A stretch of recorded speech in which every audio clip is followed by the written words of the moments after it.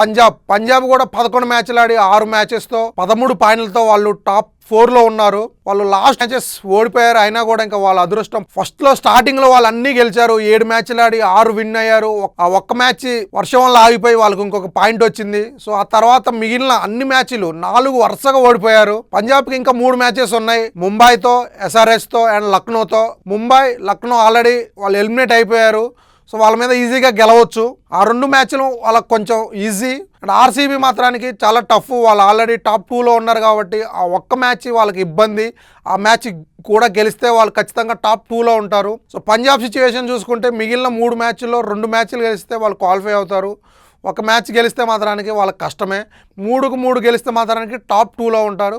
చూడాలి మరి ఏం జరుగుతుందో. మిగిలిన టీంలు ఢిల్లీ అవ్వచ్చు, రాజస్థాన్ రాయల్స్ అవ్వచ్చు, KKR వాళ్ళకి ఉన్న ఒకే ఒక ఆప్షన్ అన్ని మ్యాచ్లు గెలవాల్సిందే. అన్ని మ్యాచ్లు గెలిస్తే వాళ్ళు కూడా క్వాలిఫై అవుతారు. చూడాలి మరి వాళ్ళు అన్ని మ్యాచెస్ గెలిచి టాప్లో ఉన్న టీమ్స్కి షాక్ ఇచ్చి వాళ్ళు క్వాలిఫై అవుతారా లేదా.